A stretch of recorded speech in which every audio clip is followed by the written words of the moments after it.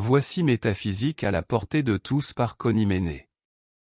Chapitre 1. Le christianisme dynamique évoque une réalité captivante. Avant d'entamer toute profession, un candidat reçoit des instructions, étudie la technique requise. Cependant, il en est un autre qui se lance dans sa mission à l'aveugle, sans guide ni technique, sans boussole, sans idée préconçue, ignorant ce qui l'attend. C'est l'être humain plongé dans l'existence, sans comprendre sa nature, sans saisir pourquoi la vie se déroule avec opulence pour certains, tandis que d'autres endurent la misère et la souffrance. Certaines existences commencent sous les meilleurs auspices, imprégnées d'amour, pourtant, elles sont suivies de séries de catastrophes. L'être humain navigue dans un océan d'incertitude, sa vie se termine souvent sans avoir saisi la vérité à son sujet. Pourtant, il découvre enfin une grande vérité, tes pensées se matérialisent. Les pensées sont des entités tangibles. Ton attitude détermine tout ce qui se manifeste. Ton propre concept se reflète, non seulement dans ton être et ton caractère, mais aussi à l'extérieur, dans tes conditions de vie et le matériel. Oui, les pensées se matérialisent, et c'est désormais une réalité. Si tu entretiens l'idée d'avoir une santé robuste, quoi qu'il arrive, tu resteras en bonne santé. Mais si tu altères ta pensée, submergé par la crainte des maladies, tu commences alors à tomber malade, tu perds ta santé. Si tu es né dans l'opulence, il est probable que tu demeures riche, à moins que quelqu'un ne te persuade que le destin règne et que tu commences à croire que le tien peut changer selon les vicissitudes du sort, car c'est ce que tu crois. Ta vie, ce qui t'arrive, suit tes convictions et tes paroles. C'est une loi, un principe. Tu comprends ce qu'est un principe, une loi immuable, inaltérable. Cette loi se nomme le principe du mentalisme. Si dans ton esprit, l'idée persiste que les accidents guettent à chaque coin de rue, si tu crois que les maux de la vieillesse sont inévitables, si tu es convaincu de ta chance, bonne ou mauvaise, alors tout ce que tu anticipes, en bien ou en mal, est ce qui se manifestera dans ta vie et dans tes actions. C'est la raison de ce qui t'arrive chaque jour. On n'est jamais conscient des idées qui remplissent notre esprit. Elles se forment en fonction de ce que l'on nous enseigne ou de ce que l'on entend dire. Comme presque tout le monde ignore les lois qui régissent la vie, les lois appelées lois de la création, presque tous passent leur vie à créer des conditions contraires, à voir ce qui était censé être si bon se transformer en mal, à naviguer à l'aveugle, sans boussole, gouvernail ni compas, à attribuer leurs maux à la vie elle-même, à apprendre à coups et à blessures, à blâmer la volonté de Dieu, et c'est ainsi qu'ils ont vécu jusqu'à présent. Avec ce que tu as lu jusqu'à présent, tu te rends compte que l'être humain n'est pas ce qu'on t'a fait croire, c'est-à-dire une bouchée ballottée au gré des vagues en pleine tempête, sans pouvoir choisir. Rien de tout cela. Sa vie, son monde, ses circonstances, tout ce qu'il est, tout ce qui lui arrive, sont ses propres créations, et rien d'autre. Il est le roi de son empire. Si son opinion est qu'il n'est qu'une bouchée ballottée au gré des vagues en pleine tempête, alors ce sera ainsi. Il l'a cru et l'a permis.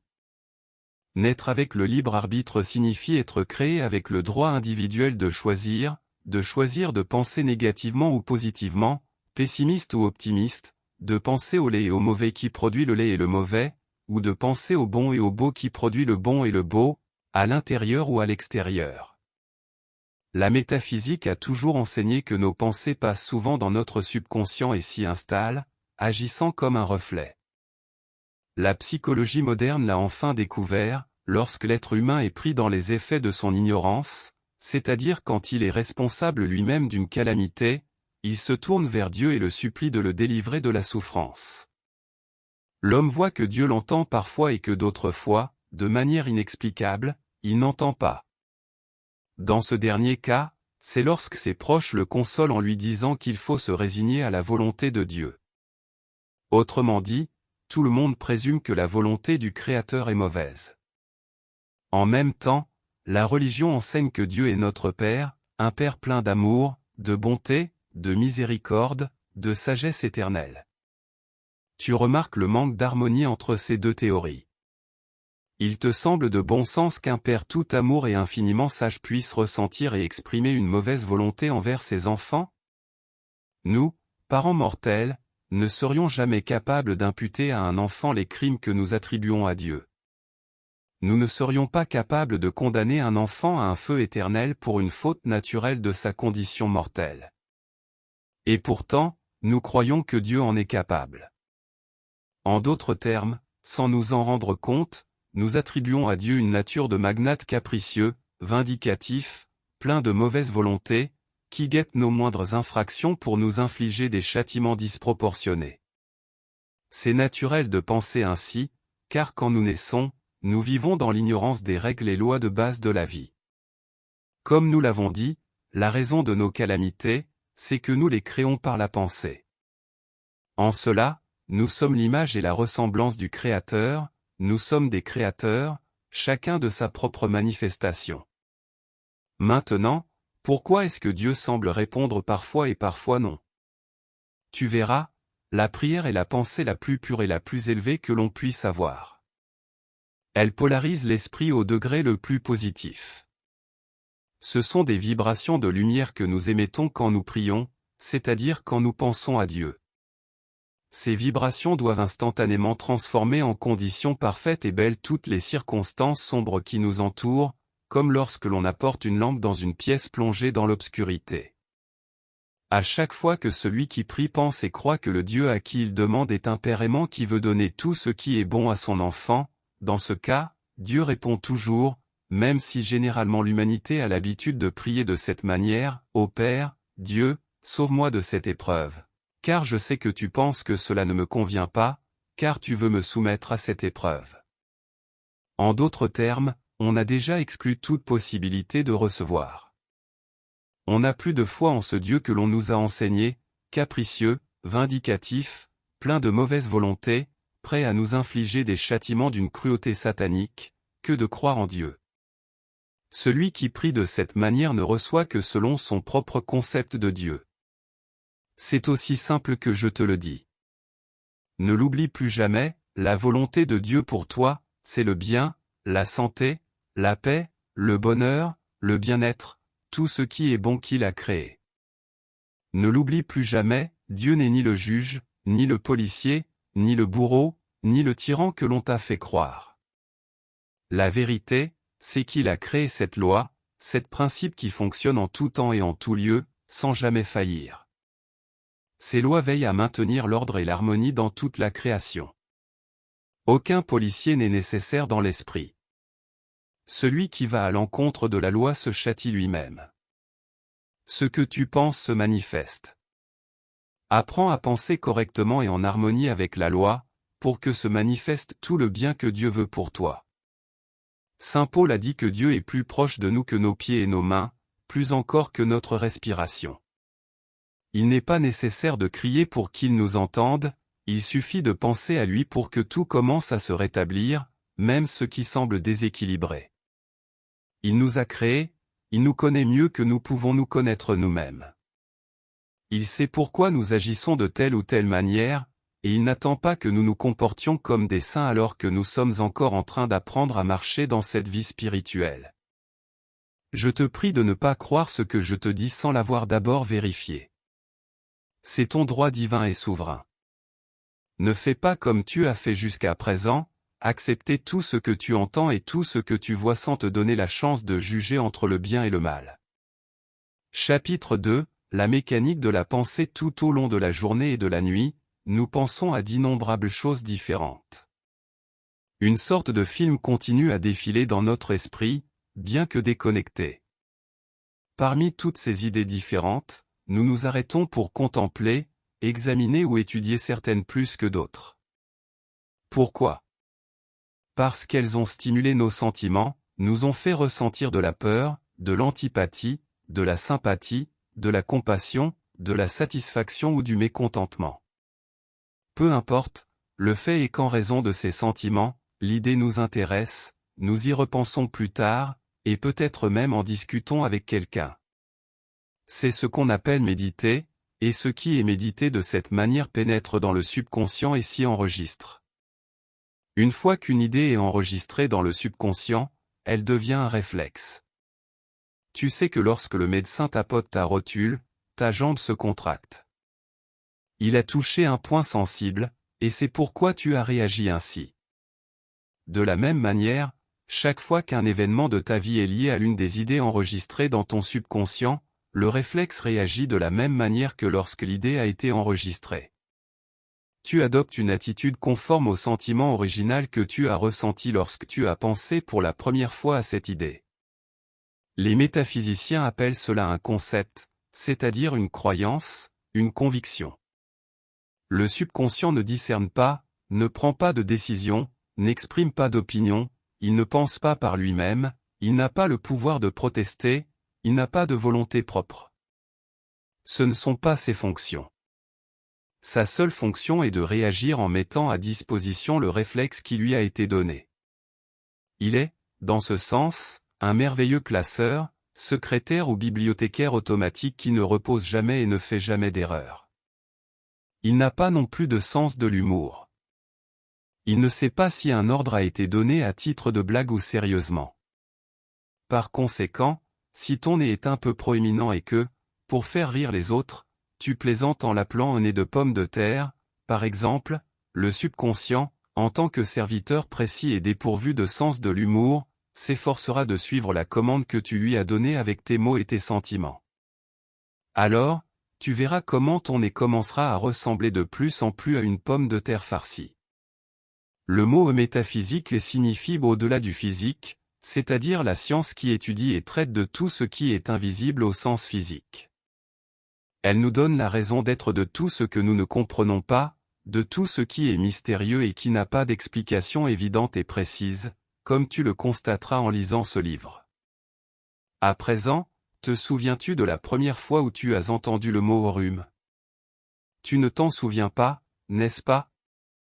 Tu étais très jeune. Les adultes t'ont dit ce mot et t'ont appris à le craindre. En le répétant à maintes reprises, ils t'ont appris à le comprendre.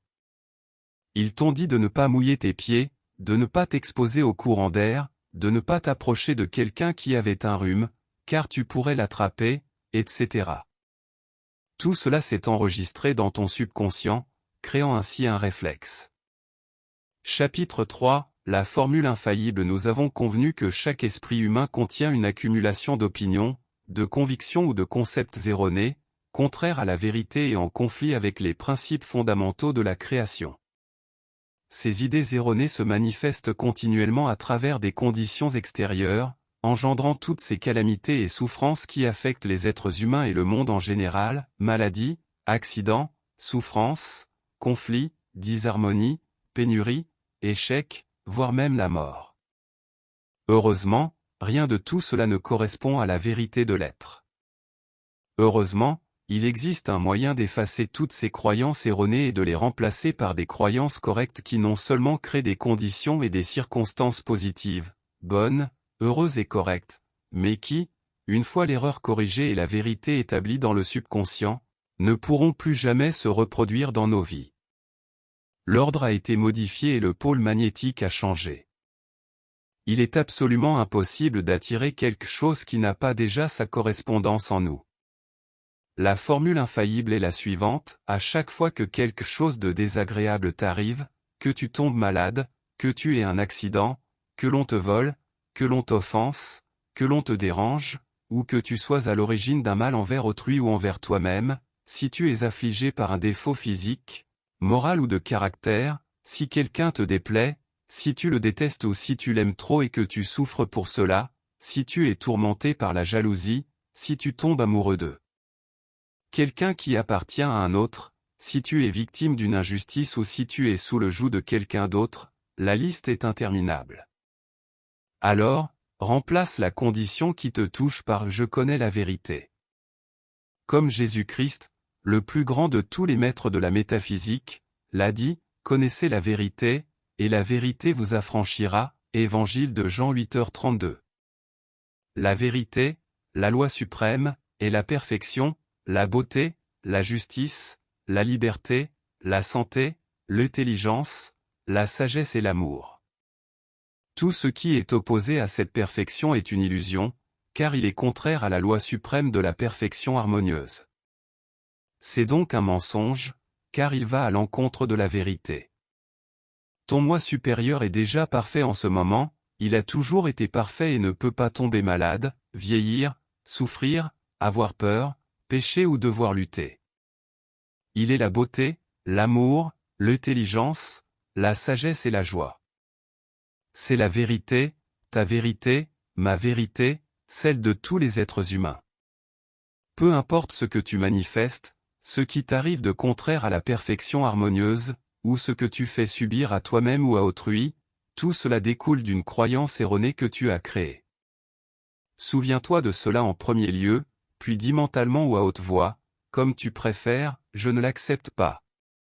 Dis-le fermement, mais avec une infinie douceur. Les travaux mentaux n'ont pas besoin de la force physique, ni la pensée ni l'esprit n'ont de muscles.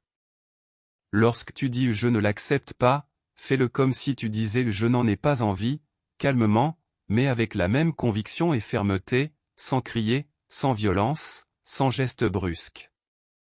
Fais-toi comprendre après avoir dit « je ne l'accepte pas ». Rappelle-toi que ton moi supérieur est parfait, et que ses conditions sont parfaites maintenant.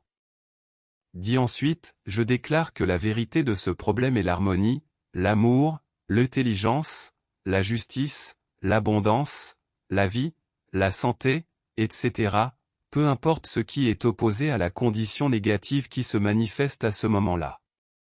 Merci, Père, de m'avoir entendu. Tu n'as pas besoin de croire aveuglément en ce que tu lis. Tu dois le vérifier par toi-même.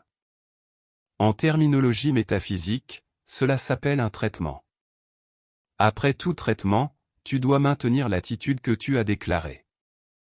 Tu ne peux pas permettre que le doute concernant l'efficacité du traitement s'installe, ni exprimer à nouveau par des mots les concepts, opinions et croyances antérieures, car cela annule le traitement.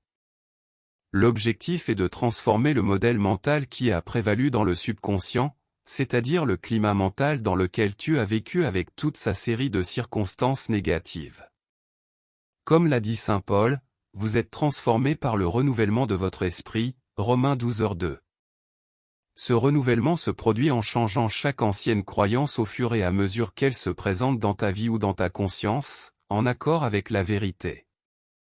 Il y a des convictions si profondément ancrées qu'elles sont appelées, en terminologie métaphysique, des cristallisations. Elles demandent plus de travail que d'autres, mais chaque négation et affirmation concernant ces cristallisations efface progressivement le modèle initial jusqu'à ce qu'il disparaisse complètement. Il ne reste que la vérité. Comprends que tu n'as pas de défauts, seulement des apparences de défauts.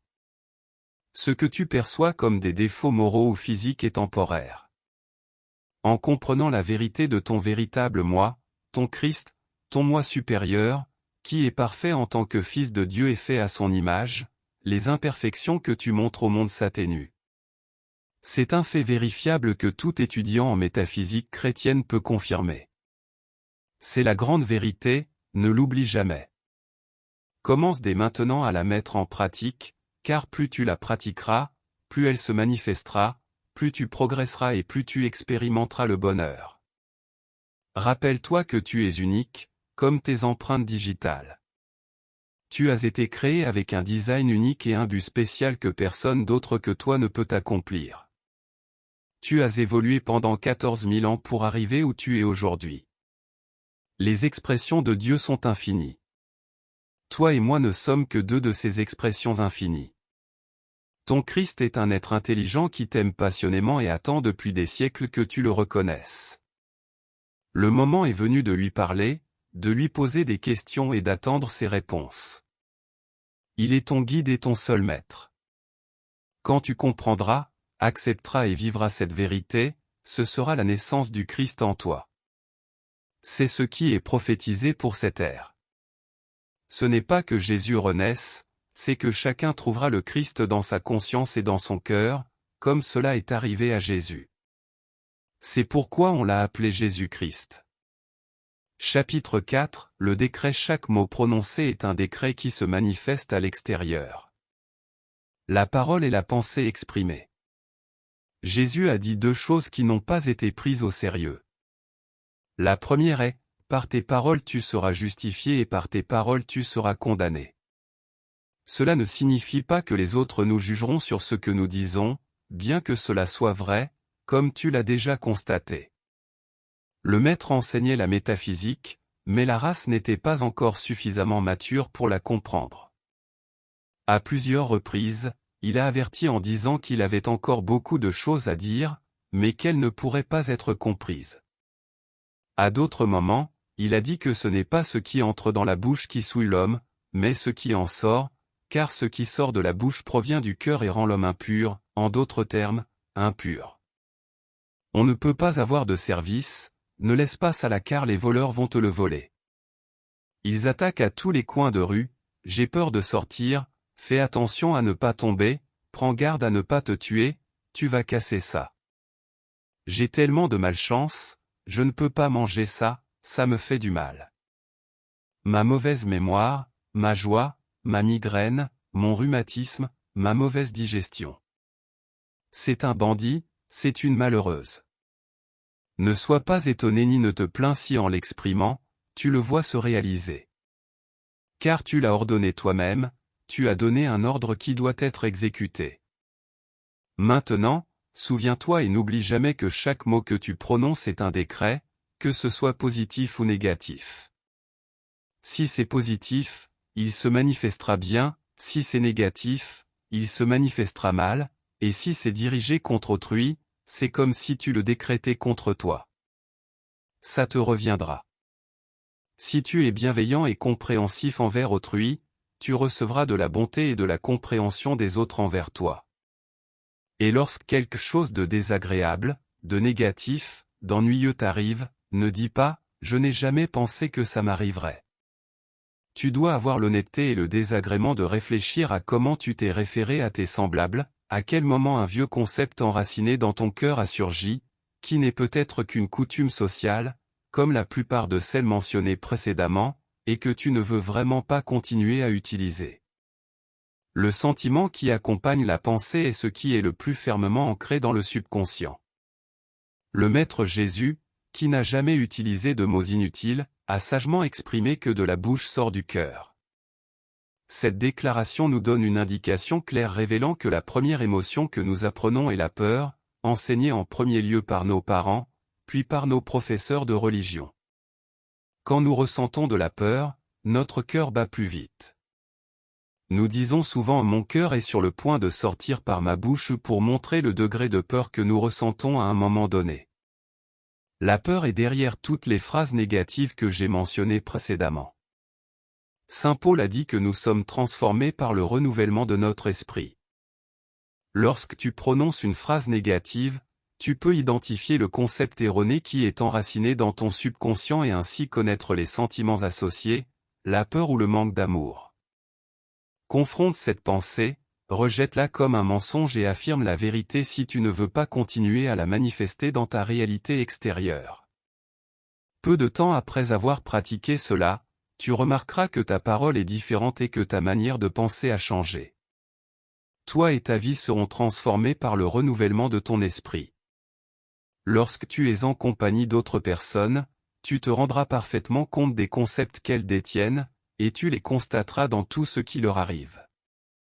Chaque fois que tu entends des conversations négatives, ne confirme rien de ce qu'elles disent, pense « je n'accepte ni pour moi ni pour elles ». Tu n'as pas besoin de le leur dire, il vaut mieux ne pas divulguer la vérité que tu apprends, non pas parce que tu devrais la cacher, mais parce qu'il y a un principe occulte qui dit que lorsque le disciple est prêt, le maître apparaît. Par la loi de l'attraction, quiconque est prêt à monter en grade est automatiquement rapproché de celui qui peut le faire progresser, donc ne t'efforce pas de jouer le rôle de catéchiste, ne force personne à recevoir des leçons sur la vérité, car tu pourrais constater que ceux que tu croyais les plus disposés sont ceux qui en sont les moins sympathiques. C'est ce à quoi Jésus faisait référence lorsqu'il disait « Ne donnez pas ce qui est sain aux chiens, et ne jetez pas vos perles devant les porcs, de peur qu'ils ne les piétinent et ne se retournent pour vous déchirer. » Chapitre 5 Les montagnes, car tout le monde connaît le dicton et le répète souvent, comme un perroquet, sans réellement comprendre ce que cela signifie, ni pourquoi ni comment la foi déplace les montagnes. Peu de gens savent que la peur peut également déplacer des montagnes. En réalité, la peur et la foi sont une seule et même force. La peur est négative, c'est-à-dire la conviction que quelque chose de mal va se produire. La foi, en revanche, est la conviction que ce qui va se passer est bon ou se terminera bien. La peur et la foi sont les deux faces d'une même pièce de monnaie. Remarque bien que tu n'as jamais peur qu'il t'arrive quelque chose de bien, ni ne dis jamais avoir foi que quelque chose de mal t'arrivera. La foi est toujours associée à quelque chose que nous souhaitons, et je ne crois pas que tu souhaites le mal pour toi. N'est-ce pas? Tout ce que tu crains, tu l'attires et il t'arrive. Et quand cela se produit, tu dis généralement avec un air triomphant, « Je le savais, je le pressentais ». Puis tu cours le raconter et le répéter pour montrer tes talents de clairvoyant, alors qu'en réalité, tu l'as pensé avec de la peur. Bien sûr, tu l'as anticipé, et tu l'as attendu. Anticiper et attendre, c'est avoir de la foi. Alors, remarque que tout ce que tu attends avec foi te parvient ou se produit. Donc, si tu sais que c'est ainsi, qu'est-ce qui t'empêche d'utiliser la foi pour tout ce que tu désires, comme l'amour, l'argent, la santé, etc. C'est une loi naturelle, un décret divin. Le Christ l'a enseigné avec les mots que tu connais, tout ce que vous demanderez en prière, croyez que vous le recevrez, et cela vous sera accordé. Je ne l'ai pas inventé, c'est dans le chapitre 21, verset 22 de l'Évangile selon Matthieu, et saint Marc l'exprime encore plus clairement, tout ce que vous demanderez en priant, croyez que vous le recevrez, et cela vous sera accordé. Saint Paul le dit d'une manière qui ne peut être interprétée autrement, la foi est la certitude de ce que l'on espère, la conviction de ce que l'on ne voit pas. Plus haut, je t'ai dit que la foi est la conviction du bien. Maintenant, je te dirai que la conviction vient par la connaissance. Supposons que tu vives dans une province et que tu n'aies jamais été à la capitale. Tu veux t'y rendre, et tu prends le train, la voiture ou l'avion. Tu sais où se trouve la capitale et comment t'y rendre. Un jour, tu te diriges vers la capitale en utilisant le moyen de transport qui te convient le mieux. En chemin, tu ne crains pas de dévier vers la Lune. Si tu étais un indigène sauvage, tu serais probablement terrifié parce que tu ne sais pas du tout ce qui se passe. Mais en tant que personne civilisée, tu te rends tranquillement, sachant qu'à telle ou telle heure, tu arriveras à la capitale. Qu'est-ce qui te donne cette foi? C'est la connaissance. L'ignorance des principes de la création est ce qui fait que le monde craint le mal et ne sait pas comment utiliser la foi, voir ce qu'elle est réellement. La foi, c'est la certitude et la sécurité, mais elles doivent reposer sur la connaissance de quelque chose. Tu sais que la capitale existe et tu te rends vers elle. C'est pourquoi tu sais que tu n'iras pas sur la Lune. Maintenant, tu sais que lorsque tu désires quelque chose et que tu crains de ne pas l'obtenir, tu ne l'obtiendras pas. Si tu le nies avant de le recevoir, comme dans l'exemple donné de la prière que la plupart des humains adressent à Dieu, en disant « Mon Dieu, accorde-moi ceci », bien que je sache que tu ne me le donneras pas parce que tu penses que ce n'est pas bon pour moi. Alors, tu ne l'obtiendras pas, car tu l'as déjà nié, tu as avoué que tu ne l'attends pas. Permets-moi de te donner la formule métaphysique pour obtenir tout ce que tu désires. C'est une formule que tu dois utiliser pour tout. Vérifie-la par toi-même, et ne me crois pas aveuglément. Je désire telle chose, en harmonie pour tout le monde et selon la volonté divine, sous la grâce et de manière parfaite. Merci, Père, je sais que tu m'as entendu. Ne doute pas un seul instant. Chapitre 5, les montagnes, car tout le monde connaît le dicton et le répète souvent, comme un perroquet, sans réellement comprendre ce que cela signifie, ni pourquoi ni comment la foi déplace les montagnes. Peu de gens savent que la peur peut également déplacer des montagnes. En réalité, la peur et la foi sont une seule et même force. La peur est négative, c'est-à-dire la conviction que quelque chose de mal va se produire. La foi, en revanche, et la conviction que ce qui va se passer est bon ou se terminera bien. La peur et la foi sont les deux faces d'une même pièce de monnaie. Remarque bien que tu n'as jamais peur qu'il t'arrive quelque chose de bien, ni ne dis jamais avoir foi que quelque chose de mal t'arrivera. La foi est toujours associée à quelque chose que nous souhaitons, et je ne crois pas que tu souhaites le mal pour toi. N'est-ce pas? Tout ce que tu crains, tu l'attires et il t'arrive. Et quand cela se produit, tu dis généralement avec un air triomphant, « Je le savais, je le pressentais ». Puis tu cours le raconter et le répéter pour montrer tes talents de clairvoyant, alors qu'en réalité, tu l'as pensé avec de la peur. Bien sûr, tu l'as anticipé, et tu l'as attendu. Anticiper et attendre, c'est avoir de la foi. Alors, remarque que tout ce que tu attends avec foi te parvient ou se produit. Donc, si tu sais que c'est ainsi, qu'est-ce qui t'empêche d'utiliser la foi pour tout ce que tu désires, comme l'amour, l'argent, la santé, etc. C'est une loi naturelle, un décret divin. Le Christ l'a enseigné avec les mots que tu connais, tout ce que vous demanderez en prière, croyez que vous le recevrez, et cela vous sera accordé. Je ne l'ai pas inventé, c'est dans le chapitre 21, verset 22 de l'Évangile selon Matthieu, et saint Marc l'exprime encore plus clairement, tout ce que vous demanderez en priant, croyez que vous le recevrez, et cela vous sera accordé. Saint Paul le dit d'une manière qui ne peut être interprétée autrement, la foi est la certitude de ce que l'on espère, la conviction de ce que l'on ne voit pas. Plus haut, je t'ai dit que la foi est la conviction du bien. Maintenant, je te dirai que la conviction vient par la connaissance. Supposons que tu vives dans une province et que tu n'aies jamais été à la capitale. Tu veux t'y rendre, et tu prends le train, la voiture ou l'avion. Tu sais où se trouve la capitale et comment t'y rendre. Un jour, tu te diriges vers la capitale en utilisant le moyen de transport qui te convient le mieux. En chemin, tu ne crains pas de dévier vers la Lune. Si tu étais un indigène sauvage, tu serais probablement terrifié parce que tu ne sais pas du tout ce qui se passe. Mais en tant que personne civilisée, tu te rends tranquillement, sachant qu'à telle ou telle heure, tu arriveras à la capitale. Qu'est-ce qui te donne cette foi? C'est la connaissance. L'ignorance des principes de la création est ce qui fait que le monde craint le mal et ne sait pas comment utiliser la foi, voir ce qu'elle est réellement. La foi, c'est la certitude et la sécurité, mais elles doivent reposer sur la connaissance de quelque chose. Tu sais que la capitale existe et tu te rends vers elle. C'est pourquoi tu sais que tu n'iras pas sur la Lune. Maintenant, tu sais que lorsque tu désires quelque chose et que tu crains de ne pas l'obtenir, tu ne l'obtiendras pas. Si tu le nies avant de le recevoir, comme dans l'exemple donné de la prière que la plupart des humains adressent à Dieu, en disant « Mon Dieu, accorde-moi ceci », bien que je sache que tu ne me le donneras pas parce que tu penses que ce n'est pas bon pour moi. Alors, tu ne l'obtiendras pas, car tu l'as déjà nié, tu as avoué que tu ne l'attends pas. Permets-moi de te donner la formule métaphysique pour obtenir tout ce que tu désires.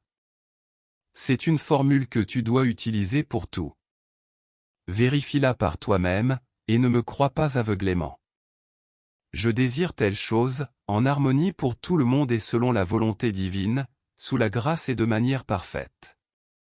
Merci, Père, je sais que tu m'as entendu. Ne doute pas un seul instant.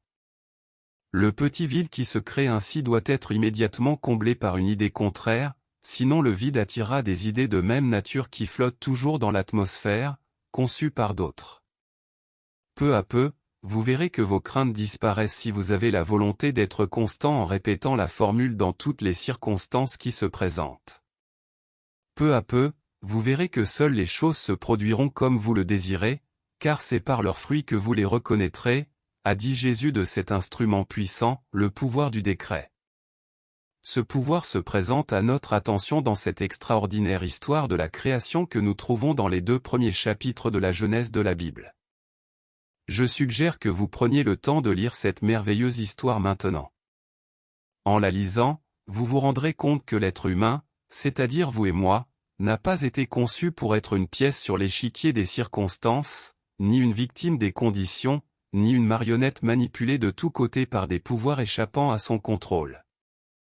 Au lieu de cela, nous constatons que l'homme occupe le sommet de la création et, loin d'être la créature la plus insignifiante de l'univers, il est, par la nature même des pouvoirs que son Créateur lui a donnés, la suprême autorité désignée par Dieu pour régir la terre et toutes choses créées.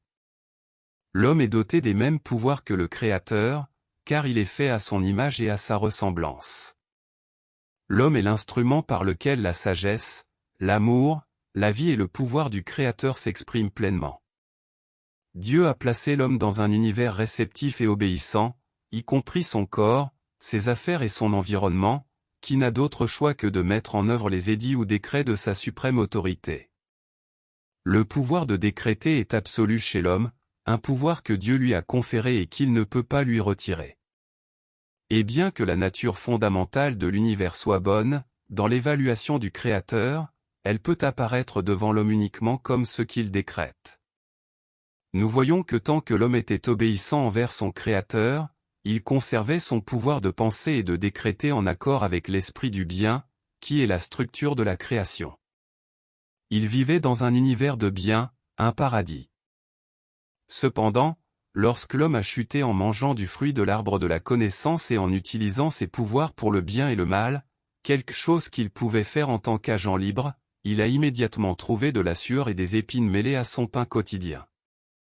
Depuis la chute, l'homme a été occupé à déclarer que son monde est bon ou mauvais, et ses expériences ont été en accord avec ses croyances secrètes.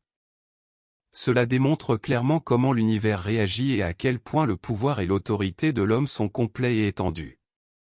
Le chapitre 6, l'amour, est le dernier chapitre pour comprendre pleinement le premier principe de la création, le principe du mentalisme, dont la devise est « Tout est mental ».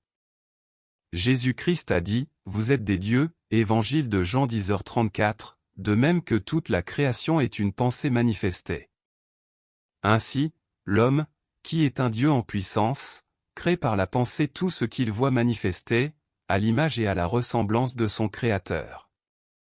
Vous avez déjà appris la mécanique de cette création mentale, c'est-à-dire le caractère positif ou négatif de ce qui est créé, la force, la foi, la peur qui détermine le caractère, ainsi que la manière de changer l'apparence extérieure de ce que vous avez créé en niant et en affirmant le pouvoir de la parole, qui est la pensée exprimée et qui confirme donc les ordres que vous avez donnés par vos pensées. Enfin, vous avez appris la formule infaillible pour créer, manifester et obtenir le meilleur, le plus élevé et le plus parfait en connaissant la vérité conformément à l'ordonnance du Maître Jésus. Vous savez que cette vérité est que nous avons été créés par un Créateur parfait, avec sa parfaite essence en nous, doté du libre arbitre pour créer de manière positive ou négative. Par conséquent, le mal n'est pas une création de Dieu et n'a aucun pouvoir devant la vérité. Il disparaît lorsque vous le remplacez par la pensée et la parole positive. Jésus a dit « Ne résistez pas au mal » Matthieu 5h39, ce qui signifie que nous devons vaincre le mal par le bien. La seule vérité est le bien. Désormais, vous ne pourrez plus blâmer personne pour ce qui vous arrive. Tu devras te regarder en face et te demander quel était mon état d'esprit dans cette situation. Était-il positif ou négatif? Ai-je ressenti de la peur, de l'anxiété? Quel genre de décret ai-je lancé avec mes paroles? Par leurs fruits, vous les connaîtrez. Tu devras être sincère et répondre à la vérité. Es-tu satisfait de ce que tu vois? En métaphysique chrétienne, nous disons que Dieu a cet aspect, amour, vérité, vie, intelligence, âme, esprit et principe. Comme tu peux le voir, tous ces aspects sont des états mentaux invisibles. Nous ne pouvons pas les voir ni les toucher, nous ne ressentons que leurs effets. Ils existent, ils agissent, ils sont réels, ce ne sont pas des abstractions. L'amour est le premier aspect de Dieu, la force la plus puissante de toutes, mais aussi la plus sensible. Peu de gens savent réellement ce qu'est l'amour. La plupart pensent qu'il concerne les parents, les enfants, les conjoints, les amoureux, etc. L'affection, l'attachement, l'attraction, l'antipathie et la haine sont tous des degrés différents d'une même chose, la sensation. L'amour est très complexe et ne peut pas être défini en un seul mot. Sur notre planète, l'amour est généralement compris comme une sensation, même si ce n'est qu'une petite partie de ce qu'est réellement l'amour. Pour commencer à le comprendre, le point central de l'échelle allant de la haine au sentiment que nous appelons l'amour est la tolérance et la bonne volonté. Cela peut sembler contradictoire, mais quand on aime trop, la tolérance et la bonne volonté font défaut, tout comme quand on déteste. Trop d'amour ou trop de haine signifie la négation de la tolérance et de la bonne volonté. Jésus a dit, « Heureux les hommes de bonne volonté », ce qui implique que tout ce qui dépasse n'apporte pas la paix.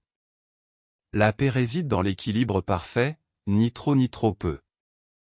En tout, les excès, y compris les excès de biens, d'argent, d'amour, de charité, de prière, de sacrifice, déséquilibrent la balance et éloignent de la paix. Lorsque la Genèse dit que l'homme peut manger de tous les fruits du paradis, sauf du fruit de l'arbre de la connaissance du bien et du mal, cela se réfère précisément aux extrêmes, aux excès. Dieu, qui a créé toutes choses, a déclaré que tout était bon. Lisez cela dans la Genèse. Il ne mentionne le mal qu'en relation avec l'excès. Pour comprendre davantage, je vous recommande de lire et de méditer sur le chapitre d'Ecclésiaste qui commence par « tout à son temps », car il explique comment tout a un moment approprié. En fin de compte, tout ce que Dieu fait est éternel, sans ajout ni retrait. Revenons à l'amour. Ces mères qui prétendent tellement aimer leurs enfants qu'elles ne leur permettent pas de quitter le nid, de se marier ou d'agir de manière indépendante lorsqu'ils sont adultes n'agissent pas par amour, mais par égoïsme. Ce qu'elles ressentent, c'est le désir de possession. Ces fiancés et épouses qui souffrent de la torture de la jalousie n'aiment pas non plus. Ce genre d'amour n'est rien d'autre qu'un excès de sentiment, dépassant la mesure, et s'éloignant ainsi de la tolérance et de la bonne volonté. En général, l'excès de sentiment montre un manque de développement de l'intelligence. Cela suscitera certainement de l'indignation chez ceux qui se vantent d'être très sentimentaux, car personne n'aime qu'on révèle son manque d'intelligence. Cependant, vous pouvez le vérifier, l'excès d'émotivité, comme tout excès, est nuisible, et il indique un manque d'équilibre. Par exemple, l'excès de chaleur est équilibré par une quantité égale de froid pour le rendre supportable ou désagréable.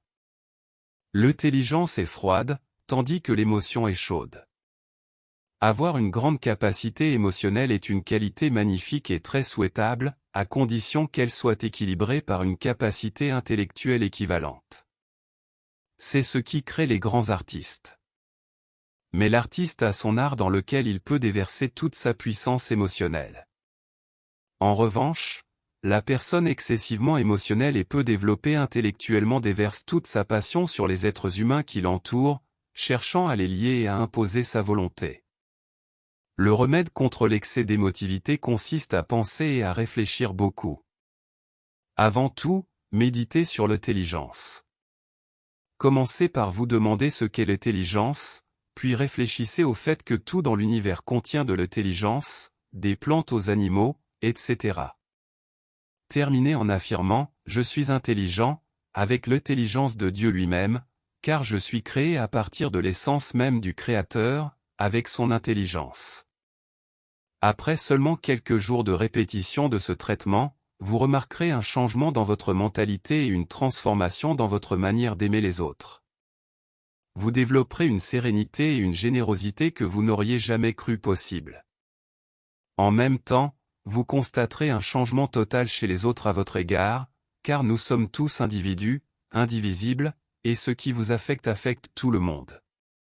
L'échelon que vous gravissez aide toute l'humanité. Passons maintenant à parler de l'ennemi numéro 1 de toute l'humanité, le ressentiment et la rancune, pour ne pas dire la haine. Peu d'individus sont exempts de ressentiment sans se rendre compte que cela empoisonne leur existence, a un impact négatif sur toutes leurs manifestations et est la cause de toutes les déceptions que nous éprouvons, même lorsque nous apprenons à pratiquer la négation et l'affirmation, à connaître la vérité, à surveiller et à corriger nos pensées et nos paroles. Un seul ressentiment, une seule rancune enregistrée dans le subconscient et dans l'âme agissent comme une petite source de glace, émettant sa goutte d'amertume, gâchant tout, contrariant nos plus grands désirs. Rien, pas même la démonstration la plus parfaite, ne peut durer tant que subsiste ce foyer d'infection, gâchant notre propre être. La Bible, les églises et les religions prônent le pardon et l'amour envers les ennemis, mais tout cela est en vain tant qu'elles n'enseignent pas la manière pratique d'imposer le pardon envers ceux qui nous blessent. Beaucoup disent « je pardonne, mais je ne peux pas oublier ».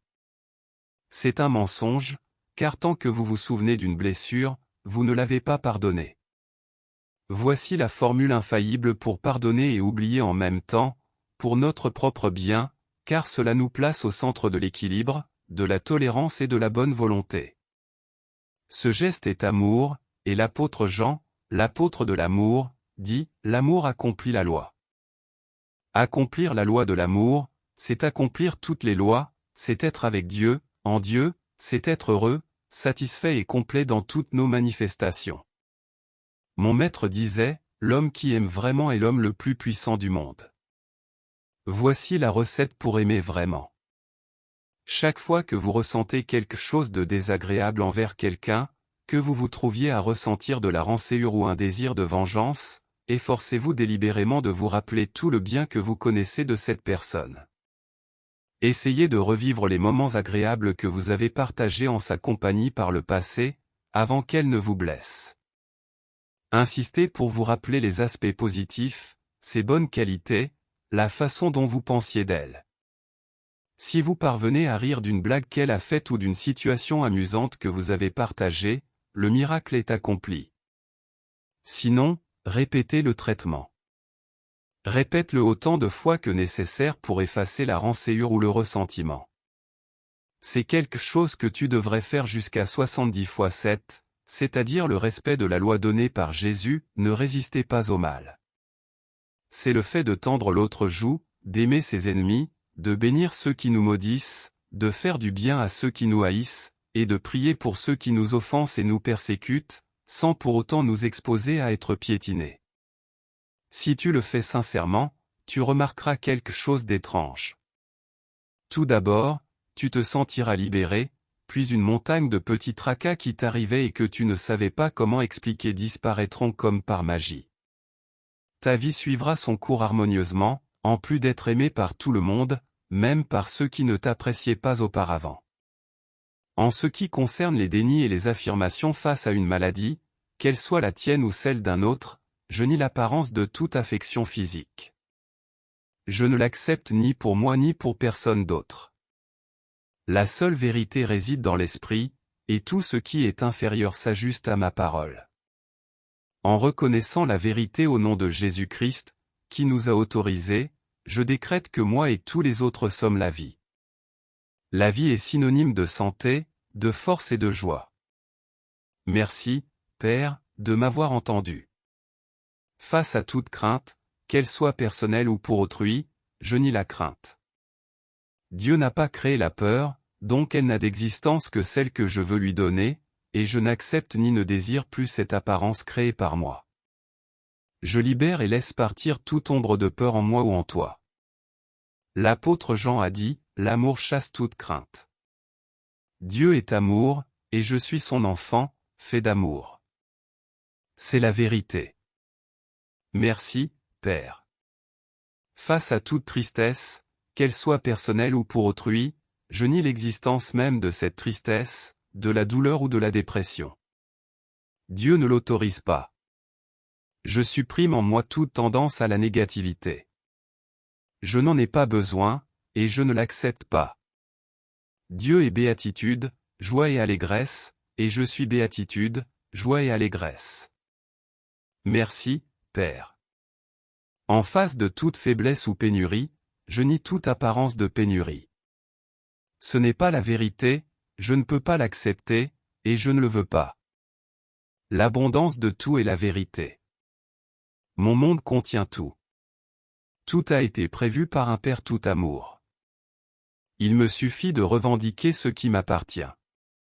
Montre-moi le chemin, Père. Parle, car ton Fils t'écoute. Merci, Père. Face à tout ce qui n'est pas harmonieux, je nie l'inharmonie. Je n'accepte pas cette apparence de conflit. Dieu est harmonie parfaite en esprit. Il n'y a pas de collision, de contradiction, de lutte, ou de quoi que ce soit qui s'oppose à l'accomplissement de la parfaite harmonie. Merci, Père. Je bénis ton harmonie dans cette circonstance et pour la paix dans le monde. Face à toute apparence contraire, merci, Père, qui est paix. Merci, Père, car tout ce qui va à l'encontre de cette réalité n'a aucune consistance. Tout est créé par ceux qui ignorent. Je pardonne à ceux qui ne savent pas ce qu'ils font. Que ta volonté soit faite sur terre comme au ciel. Merci, Père.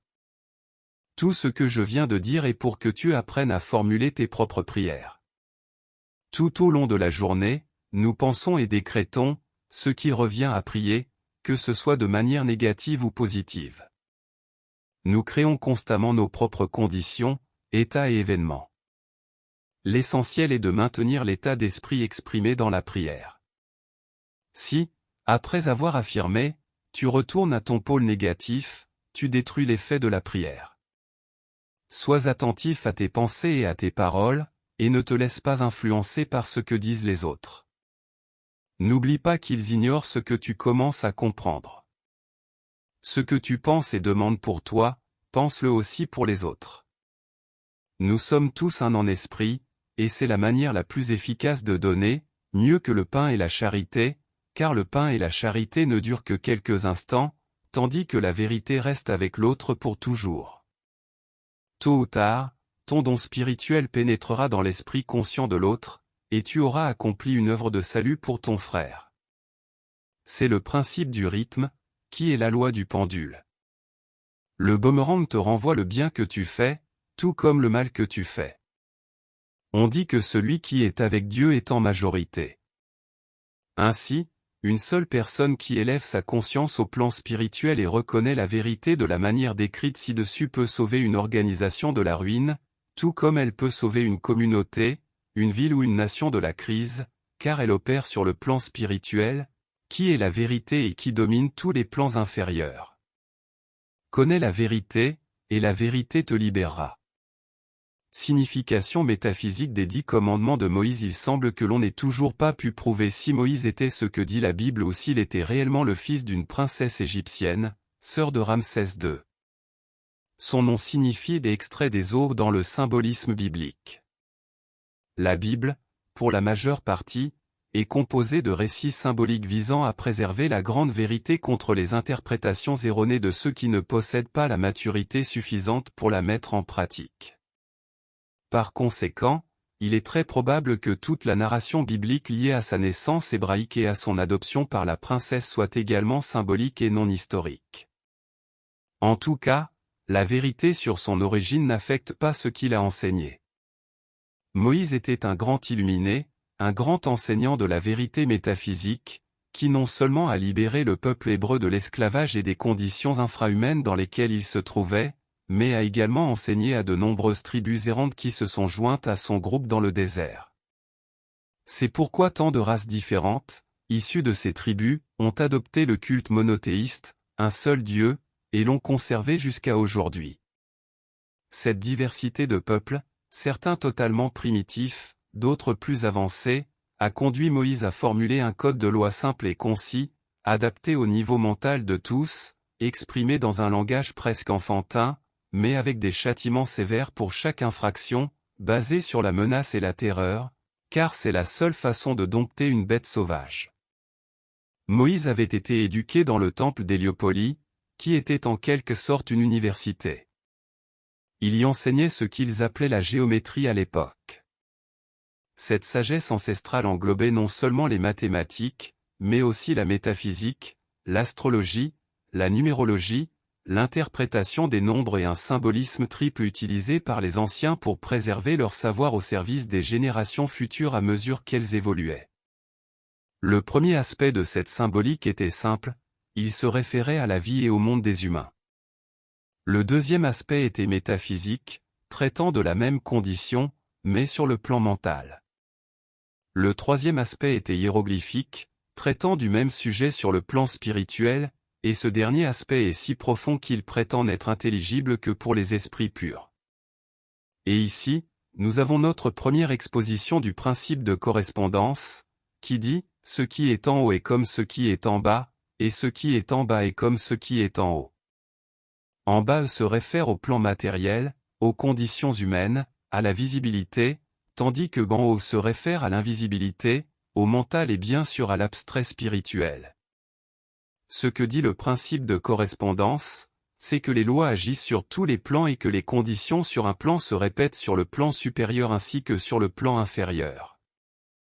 Moïse a ainsi élaboré ces 10 commandements, appelés Borsake dans la langue hébraïque, pour que l'humanité, à mesure qu'elle évoluait et s'éveillait, puisse s'initier à l'enseignement supérieur.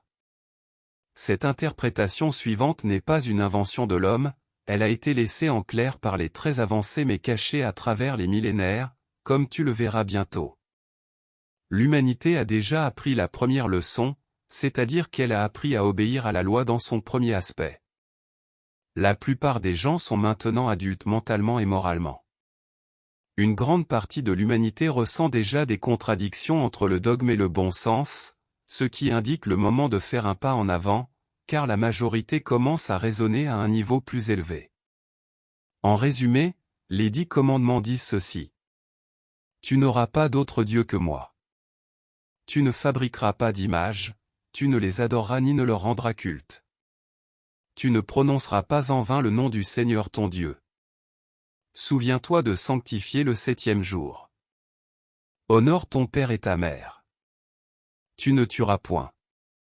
Tu ne commettras pas d'adultère. Tu ne voleras point. Tu ne porteras pas de faux témoignages. Tu ne convoiteras point. Ce groupe de lois se divise en 2 groupes. 8 des commandements semblent être des interdictions et commencent par le mot honneur. Ce sont les numéros 1, 2, 3, 6, 7, 8, 9 et 10. Les numéros 4 et 5 sont des recommandations à première vue. L'être humain qui n'a pas encore appris à raisonner sur le plan mental et spirituel les comprend comme des interdictions ou des normes de conduite. C'était nécessaire pour que la grande majorité de l'humanité reçoive le message et s'habitue à ne pas tuer, ne pas voler, ne pas mentir, ne pas convoiter, à penser au prochain et à l'idée d'un seul Dieu. À l'époque de Moïse, la population mondiale était relativement petite et limitée à une petite partie de la terre. Cependant, dans cette petite région et ce petit nombre, la grande majorité était totalement ignorante, et le reste était moins ignorante, mais seulement quelques-uns étaient vraiment avancés ou éduqués. La grande masse humaine d'aujourd'hui a dû subir de grands coups et des chocs individuels et collectifs pour apprendre à se comporter conformément aux règles éthiques établies par Moïse. Mais même si cela semble ne pas être le cas au premier abord, ce n'est pas vrai. La vérité est que la grande majorité souhaite la liberté d'adorer le Dieu unique à sa manière. La grande majorité ne vole plus, ne tue plus. La grande majorité aime et prend soin de ses aînés, et finalement, la terre entière connaît et suit la recommandation de prendre un jour de repos par semaine, le dimanche. La minorité est celle qui enfreint les lois terrestres, une minorité très réduite vit en prison, une minorité ignore Dieu. Si des êtres humains ignorent encore l'existence de la loi pour punir ceux qui se comportent mal, ils sont l'exception qui confirme l'avancement de la majorité. Le moment est venu pour la grande majorité de l'humanité de faire le prochain pas en avant, c'est-à-dire de recevoir et de comprendre le deuxième aspect de la trilogie symbolique mentionnée précédemment, qui traite du plan mental. Le troisième aspect, le hiéroglyphe, ne sera pas compris tant que nous ne serons pas débarrassés de toute erreur. Cela ne sera intelligible que pour les esprits purs, c'est-à-dire quand nous aurons appris à nous aimer les uns les autres. Pour résumer, les 3 premiers commandements exposent le principe du mentalisme, que nous n'allons pas dévoiler tout de suite, mais seulement à la fin, après avoir exposé ce que renferment les commandements numéros 6, 8, 9 et 10, c'est-à-dire, ne pas tuer, ne pas voler, ne pas porter de faux témoignages, ne pas convoiter. Pour commencer à clarifier, le mot ne n'a pas la même intention que ces affiches que l'on trouve dans certaines parties des villes et qui disent ne pas jeter de déchets, ne pas marcher sur la pelouse. Ce sont des actes que les citoyens peuvent commettre, mais ne devraient pas, et c'est ainsi que l'autorité le leur ordonne. Le nœud des commandements signifie que tu ne peux pas, même si tu essaies, car c'est inutile et absurde de croire que tu peux le faire, car tu n'y parviendras pas. Son principe régit tous les univers et tous les plans, que ce soit pour récompenser le bien ou punir le mal. Ce n'est pas en vain que l'on dit que l'ordre est la première loi du ciel, et Jésus a dit, même les cheveux de ta tête sont tous comptés. Maintenant, tu verras mieux ce qui a été dit concernant le fait qu'aucun mal ne peut venir de l'extérieur vers toi. Personne ne peut te faire du mal si dans ta mémoire, il n'apparaît pas que tu aies fait du mal de manière similaire à quelqu'un d'autre. Personne ne peut te tuer, ta réputation, ton entreprise, ton bonheur, ton foyer, ou toute autre possession que tu as. De même, tu ne peux rien détruire de tout cela chez quelqu'un d'autre. Il n'y a ni accident ni coïncidence. Les grandes lois te protègent. La grande majorité se sent incapable de tuer autrui, c'est déjà beaucoup. Mais maintenant vient le deuxième aspect du commandement, qui nous dit qu'il est inutile d'essayer de nuire à autrui ou à ses biens par la calomnie, la médisance, le mensonge ou la ruse, car tout ce que l'on obtient ainsi, c'est que la loi renvoie le mal de la même manière à celui qui l'essaie. Le boomerang revient inévitablement au point où il a été lancé. En ce qui concerne le fait de donner la mort à un insecte ou à un animal, le bon sens est la manière dont la sagesse divine s'exprime à travers l'homme. Apprends cette maxime par cœur, répète-la, et souviens-toi chaque fois que tu fais face à une situation douteuse. Arrête-toi maintenant et répète-la jusqu'à ce qu'elle soit gravée dans ta mémoire. Nous sommes les grands frères de toute manifestation de vie inférieure à la nôtre. La vie est une seule entité s'exprimant à travers tout ce qu'elle peut animer. Les insectes, les oiseaux et les autres animaux sont des êtres humains en devenir.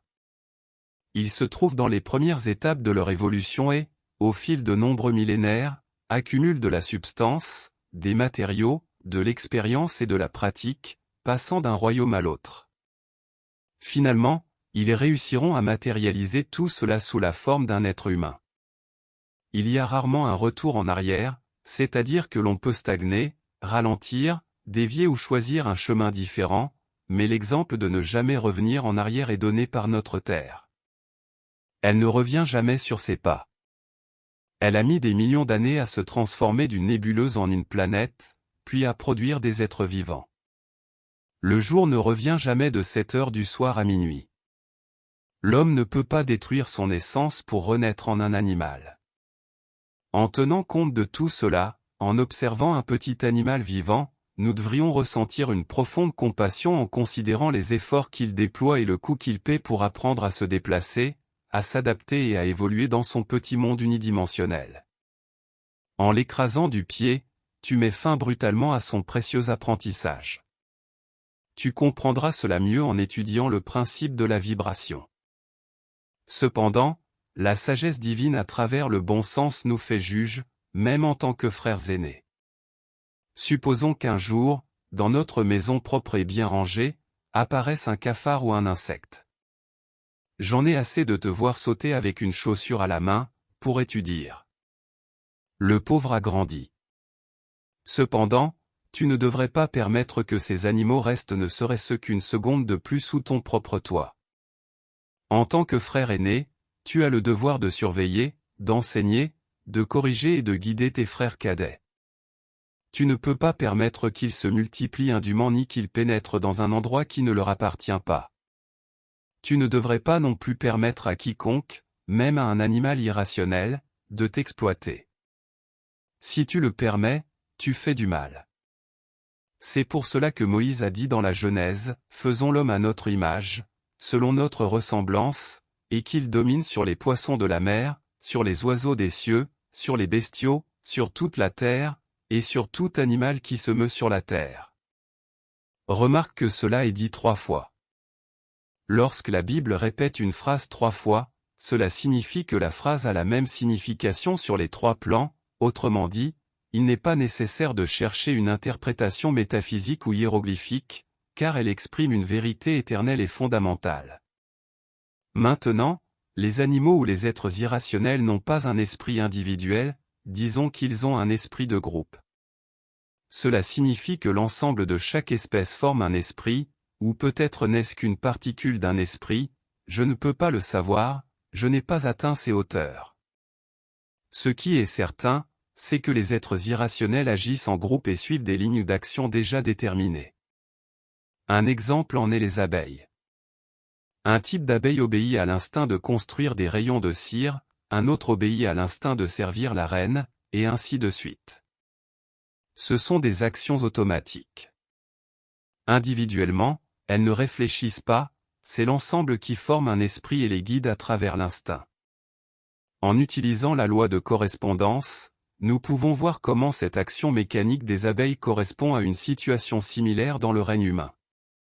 Par exemple, dans la construction d'un bâtiment, il y a des porteurs d'eau, des maçons qui posent des briques, des charpentiers qui fabriquent des portes, des ouvriers spécialisés dans les moulures, la peinture, les décorations, et chacun travaille presque mécaniquement dans sa ligne déterminée, tous réalisant quelque chose qui est dans l'esprit de l'architecte. Chez l'homme, les pieds correspondent au travail automatique de la marche, les mains à la manutention, les yeux à la vision, les oreilles à l'écoute, etc., et tout obéit à l'impulsion envoyée par l'esprit à travers les lignes que nous appelons les nerfs. Sachant cela, quand tu rencontres un insecte hors de sa place, freine ton premier instinct de le détruire. L'esprit de son groupe est à ton niveau mental et fait partie de l'esprit universel. Tu peux le contacter en dirigeant simplement ton esprit vers lui.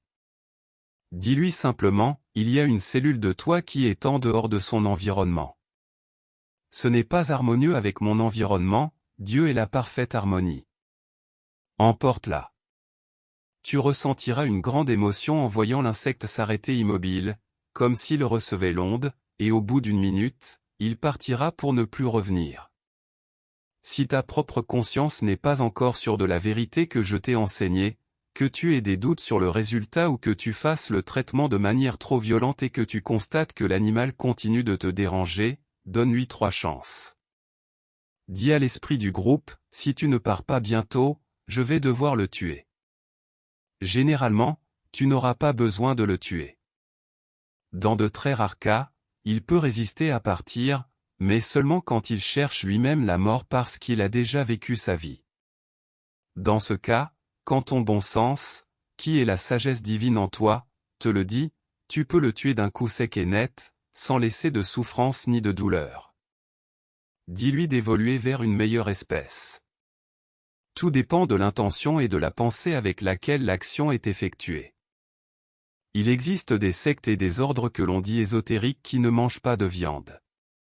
Ils prétendent que les vibrations de douleur de l'animal tué contaminent l'âme humaine, et ils prétendent également que les vibrations de l'espèce inférieure dégradent l'être. Le Maître Jésus a nié cette croyance lorsqu'il a dit, « Ce n'est pas ce qui entre dans la bouche qui souille l'homme, mais ce qui sort de la bouche, car ce qui sort de la bouche vient du cœur. » Tu as déjà appris l'explication de cette leçon dans le chapitre sur le décret, et conformément à Moïse, nous répétons que personne ni rien ne peut nous faire de mal de l'extérieur, sauf si nous le méritons, sauf si nous l'acceptons en croyant que c'est possible. Mais quand nous connaissons cette vérité et que nous nous en souvenons toujours, rien ni personne ne peut nous causer de tort. Le goût de la viande ou le besoin de la viande comme aliment signifie simplement que l'individu conserve encore une part de sa nature animale, une nature carnivore, pour ainsi dire. Il n'est pas encore parvenu au point où ses cellules sont capables de se passer de la nourriture externe. C'est tout, car se limiter strictement à manger des fruits et des légumes n'est pas une preuve d'élévation spirituelle, car la vache et le cheval ne se nourrissent que d'herbes et de grains, rien de plus. Dès le début de l'étude de la métaphysique, les cellules du corps commencent à se purifier, car on commence à vivre dans un monde mental et spirituel. Selon le principe de correspondance, comme en bas, c'est comme en haut, c'est comme en bas, tout l'être évolue en même temps. L'étudiant se rend compte tôt ou tard qu'il commence à ne plus avoir besoin de viande comme nourriture et qu'il peut même en venir à la détester, sans que personne ou rien ne le force à le faire. Quelque chose de très important, lorsque tu étudies le principe de la vibration, c'est que tu peux vérifier la vérité scientifique selon laquelle il est impossible qu'une vibration de fréquence inférieure puisse dominer une de fréquence supérieure. Les animaux vibrent sur un plan inférieur à celui de l'homme. Comment pourrait-il jamais l'affecter? Uniquement dans une condition, que l'homme ignore le principe de la vibration et croit qu'il peut être affecté par les vibrations de l'animal. S'il le croit, il l'accepte et se soumet donc à une loi inférieure à la sienne. Pour cette raison, on ne peut pas tuer la vie. La vie est positive, la mort est négative, c'est-à-dire la négation de la vie. La vie est indestructible. Tu ne peux pas la tuer, peu importe combien tu essaies. Chapitre 8, tu ne voleras pas. Et tu connais le deuxième aspect métaphysique ou supérieur de ce commandement, tu ne voleras jamais, n'essaie même pas, il est impossible. Personne ne peut te prendre quelque chose qui t'appartient. Ils peuvent essayer, ils peuvent réussir à prendre un objet de ta personne ou de ta maison tant que tu ignores la loi et que, par conséquent, tu crois qu'on peut te voler. L'objet peut être perdu pour toi. Mais une fois que tu connais la loi, que tu te la rappelles et que tu en répètes la vérité, on ne te volera plus jamais, et rien ne pourra se perdre ou disparaître. Vérifie-le par toi-même, ne me crois pas aveuglément avant de l'avoir vérifié. La prochaine fois que tu ne trouves pas quelque chose que tu penses perdu, c'est l'une des leçons les plus faciles à apprendre. Ton corps d'aujourd'hui contient toutes les substances primitives de notre planète Terre, l'eau, l'air, et en plus de cela, il contient toutes les substances, tous les éléments que tu as accumulés d'expérience et de connaissances pendant des milliers et des milliers d'années à vivre sous une forme ou une autre. Mais la première chose que tu as apprise, c'est à manger et à chercher de la nourriture. Quand tu étais une larve dans l'eau, après avoir parcouru de nombreux chemins, tu as fini par bouger tes petites pattes pour marcher sur la terre. Le fait de manger, de digérer, et de bouger tes membres sont devenus des droits acquis. Tu n'as jamais pu, et ne pourras jamais perdre ces compétences que tu as acquises. Chaque connaissance ou compétence que tu acquiers te donne automatiquement le droit d'occuper une place plus avancée que la précédente. Maintenant, tu comprends pourquoi tu ne peux pas régresser à un stade inférieur, car c'est la loi de l'évolution, en plus de la loi de l'attraction qui fait que tout attire son semblable et rejette son contraire. Cela fait partie du principe de la polarité, qui est inébranlable, tout comme tous les principes.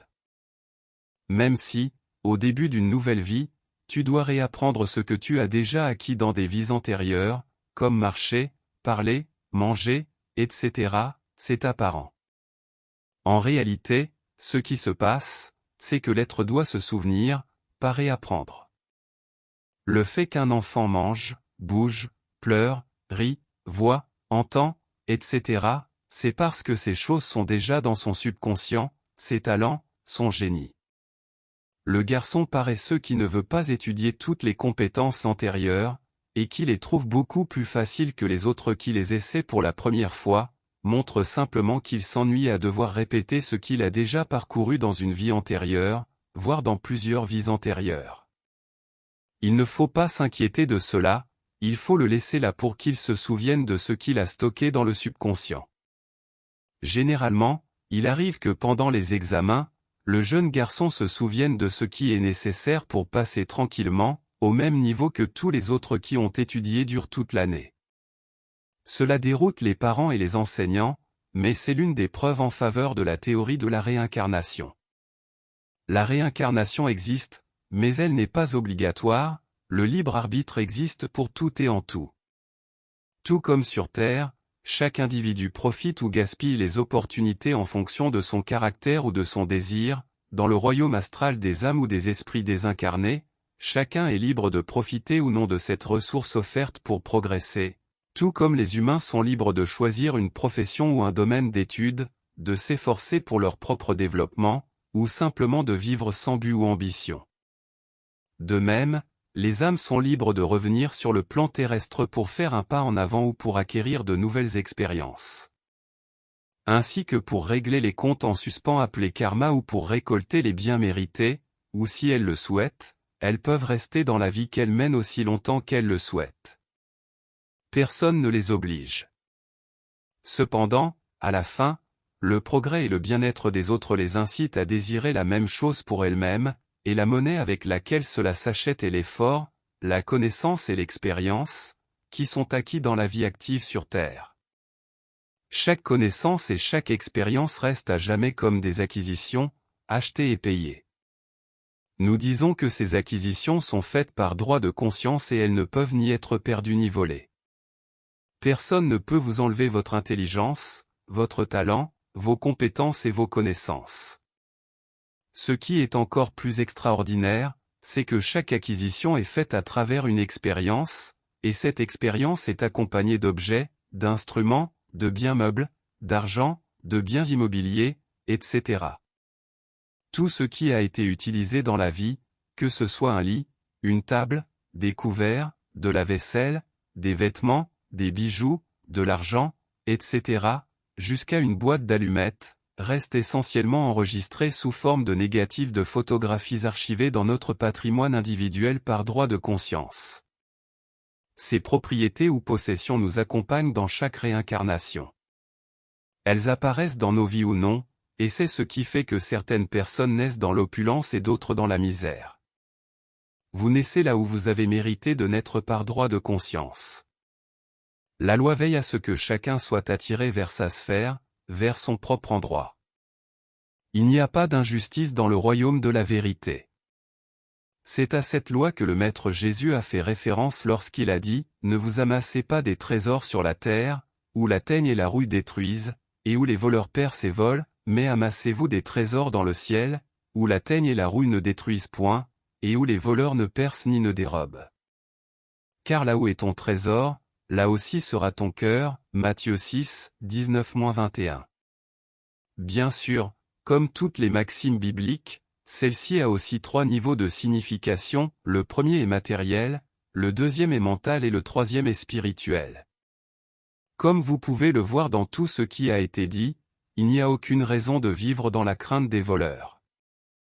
Si vous avez vécu avec la peur que l'on puisse vous voler vos biens, que des voleurs pénètrent chez vous la nuit, ou que des escrocs vous trompent, etc., vous pouvez désormais vivre en paix. Personne ne peut vous prendre un seul objet qui vous appartient par droit de conscience. Si vous le possédez, c'est parce que vous l'avez mérité dans des vies passées. Si une tentative est faite contre vous, soit par votre propre peur qui peut persister tant que vous n'aurez pas acquis la pratique de la nouvelle conscience, soit que quelqu'un vous vole ou que vous perdiez un objet, dites immédiatement la vérité, rien de ce qui m'appartient par droit de conscience ne peut être perdu ou volé. Restez calme, n'y pensez plus, et vous verrez que vous retrouverez votre bien. Quelqu'un vous le restituera, quelqu'un vous en offrira un semblable, ou vous en trouverez un identique. Tout votre patrimoine est dans votre mémoire, comme l'original d'un document reproduit à l'extérieur. Il ne peut pas être séparé de vous. Vous ne volerez pas, vous ne pourrez même pas l'essayer. Ne croyez aveuglément en rien de ce que vous venez de lire, vérifiez-le par vous-même d'abord, vous les connaîtrez à leurs fruits. Chapitre 9, Tu ne porteras pas de faux témoignages. Beaucoup de gens s'étonnent que Moïse n'ait pas accordé une place distincte au mensonge parmi les 10 commandements, et pensent qu'il aurait dû y avoir un 11e commandement disant « Tu ne mentiras pas ». Ensuite, ils se satisfont en pensant que le mensonge est peut-être inclus dans ce 9e commandement.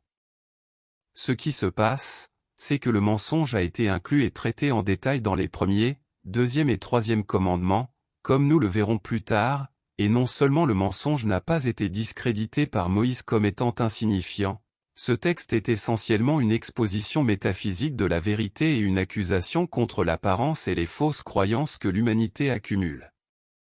C'est peut-être en raison de l'absence d'une disposition spécifique dans ce code de comportement que les êtres humains continuent de mentir à leur convenance et de caprice. Maintenant, ils sauront ce qu'ils font. Tu ne porteras pas de faux témoignages se réfère directement à la parole prononcée. Vous ne pourrez jamais établir un mensonge, non seulement parce que la vérité criera et dénoncera le mensonge, mais aussi parce que la loi renverra la tromperie et détruira celui qui tente de la lever. Lors des élections, nous voyons comment les partis tentent par tous les moyens de se discréditer les uns les autres en lançant des calomnies, de faux témoignages et des diffamations. Le vainqueur entre dans l'exercice du pouvoir convaincu d'avoir vaincu l'autre. En réalité, ce qu'il a fait, c'est accumuler des preuves de sa propre fausseté. Par leurs fruits, vous les reconnaîtrez, ou comme l'a dit Emerson, ce que vous êtes crie si fort que je n'entends pas ce que vous me dites. Ce que le commandement dit, c'est que votre propre concept est ce que vous voyez.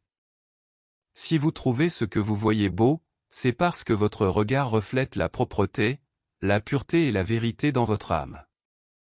Si vous déclarez ce que vous voyez comme laid, vos paroles traduisent et dénoncent votre propre fausseté. Tu ne porteras pas de faux témoignages, vous ne le pourrez pas, même si vous essayez. Vous vous référez à vous-même, pas aux voisins.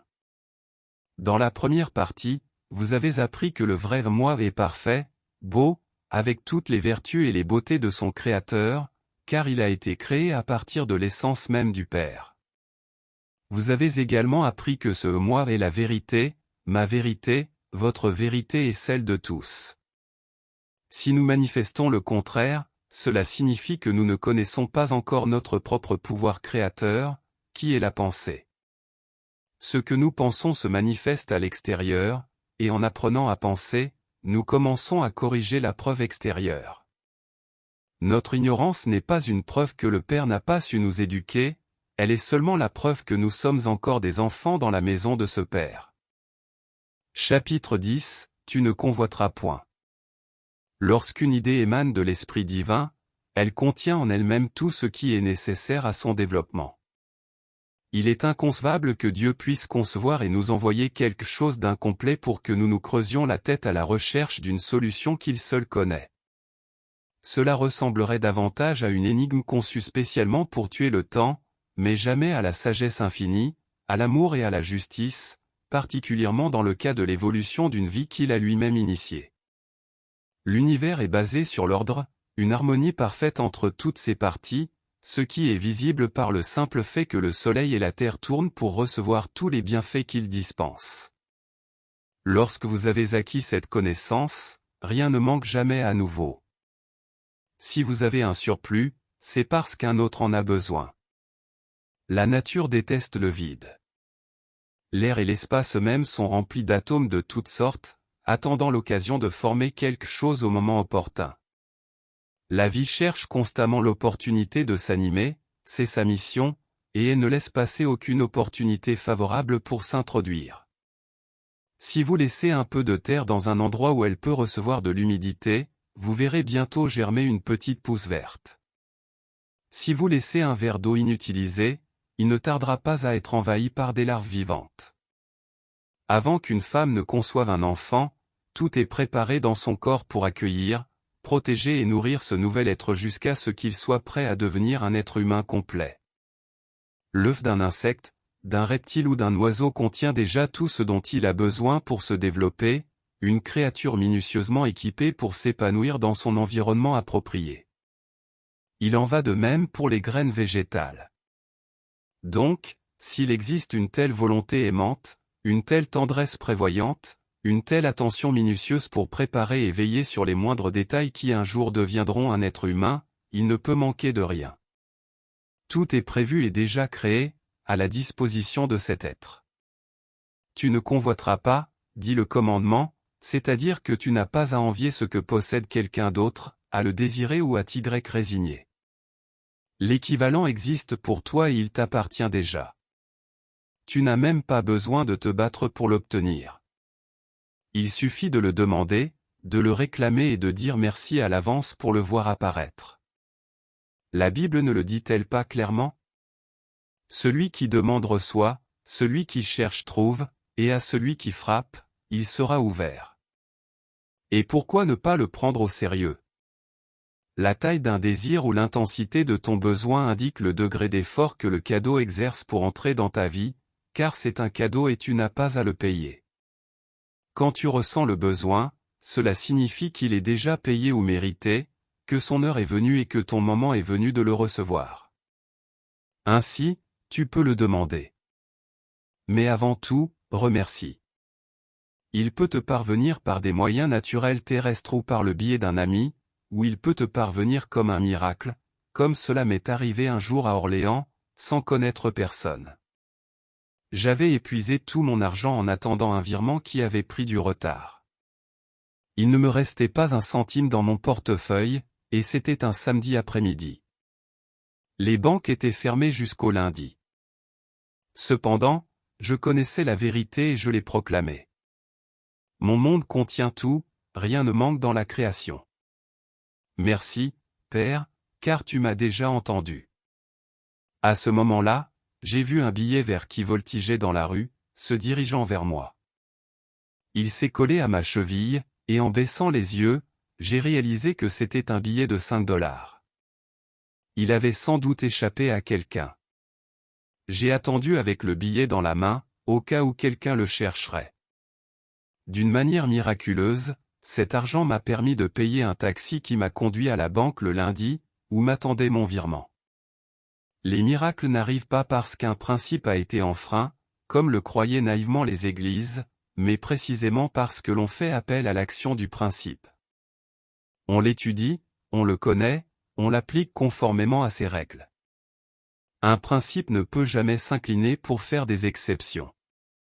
Mon maître disait que si le principe de la gravité s'arrêtait un instant pour empêcher qu'un homme important ne meure en tombant du haut d'un immeuble, il n'y aurait pas de miracle, mais un chaos universel. Chapitre 11, le premier commandement.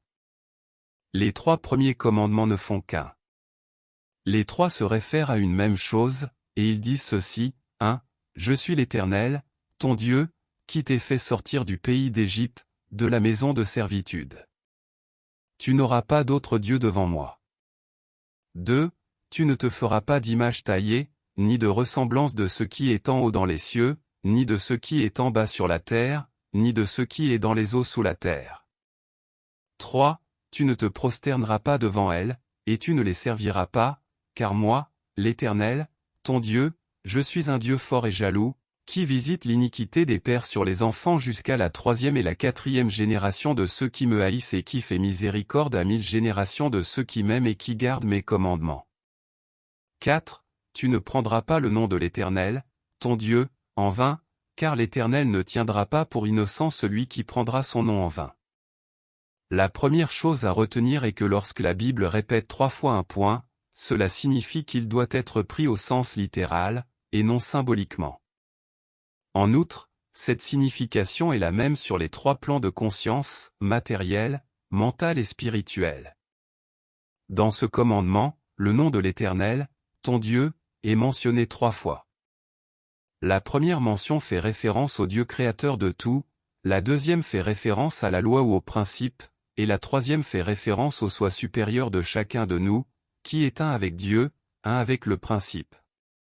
Autrement dit, ces 3 aspects représentent une seule et même entité et un pouvoir.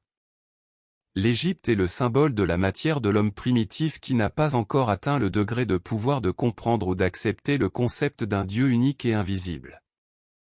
Les Égyptiens adoraient de nombreux dieux, des idoles formées et visibles. Hermès a fait le premier pas pour leur inculquer l'idée d'un Dieu unique. Ce premier effort a servi de catalyseur, mais ne s'est pas affirmé, et ils sont retournés à leurs croyances habituelles. Moïse est venu leur donner une nouvelle impulsion. C'est pourquoi il dit, « Je suis l'Éternel, ton Dieu, qui t'ai fait sortir du pays d'Égypte, de la maison de servitude. Tu n'auras pas d'autre Dieu devant moi. » Dans l'interprétation terrestre, pour le plan matériel et pour les disciples de Moïse dans l'Exode, cela signifiait qu'ils devaient adorer un seul Dieu, qui les avait libérés de l'esclavage dans les maisons de leurs maîtres égyptiens. Ce nouveau Dieu s'appelait l'Éternel, et il ne devrait plus servir leurs anciennes idoles. Dans la phrase 2, il stipule les formes de ces idoles, c'est-à-dire qu'il interdit d'adorer des images d'animaux, de poissons. Dans la phrase 3, il leur parle très clairement, leur interdisant de vénérer et d'honorer leurs poupées peintes. Il leur dit que lui châtiera non seulement les désobéissants, mais aussi leurs enfants, petits-enfants et descendants, mais qu'il aura de la pitié pour ceux qui lui obéissent. Cette situation paraît si infantile que les générations futures ont exprimé leur mécontentement face à cette injustice évidente, ce qui a conduit le prophète Ézéchiel à clarifier et à révoquer cette mesure. Cela montre comment l'esprit humain se développait et considérait certaines des commandes de Moïse comme puériles. Pour nous, le sens métaphysique est déjà clair, je suis Dieu qui t'a extrait du concept matériel. N'attribue pas de pouvoir à autre chose qu'à moi et ne forme pas d'image mentale. Ne les crains pas, ne les respecte pas et ne juge pas en fonction de ce que tu vois à l'extérieur, que ce soit en haut dans les cieux, en bas sur la terre, ou dans les eaux sous la terre, car la loi te livrera ce que dictent tes erreurs. Elle punira ceux qui me haïssent et corrigera tes manifestations, car avec la vérité, je fais miséricorde à ceux qui m'aiment et qui observent mes commandements. Au fil du temps, les Hébreux ont adopté une interprétation littérale des Écritures, au point qu'il n'y a pas même de représentation visuelle dans leur synagogue. Ils ont été submergés par toutes les obligations énumérées dans le Lévitique, à tel point que les Lévites vivaient avec un complexe de culpabilité, car il leur était humainement impossible de suivre les 600 et quelques rituels et détails quotidiens auxquels ils croyaient être engagés.